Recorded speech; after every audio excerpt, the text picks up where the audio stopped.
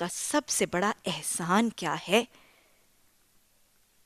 سب سے بڑا احسان میرے رحمان رب کا پھر مجھ پر، آپ پر، ہر ہی اپنے بندے پر یہ ہے کہ اس نے موت کے وقت تک توبہ کا در کھول دیا.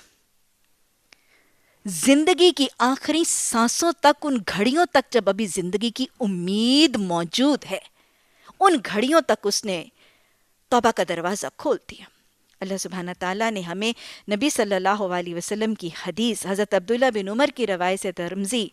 اور ابن ماجہ میں حدیث کے الفاظ آتے ہیں، ان اللہ یقبل التوبۃ، ان اللہ یقبل التوبۃ العبد ما لم یغر غیر،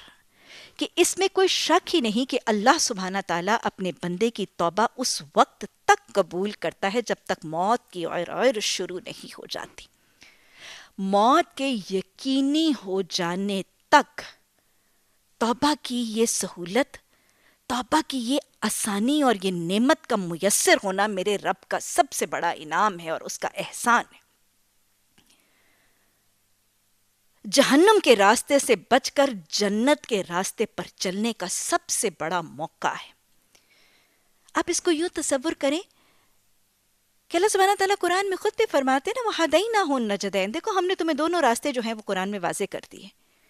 جہنم کی کھائی کی طرف کا راستہ بھی اللہ نے دکھا دیا، اور وہ جنت کا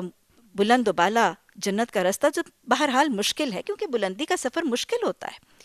وہ بھی اللہ نے دکھا دیا. اب اس کو یوں سوچیں کہ ایک شخص ہے، وہ زندگی کی ایک شاہراہ پر، زندگی ایک ضابطہ حیات سے گزار رہا ہے، زندگی کی ایک شاہراہ پر سفر کر رہا ہے، لیکن اچانک اس کو احساس ہوتا ہے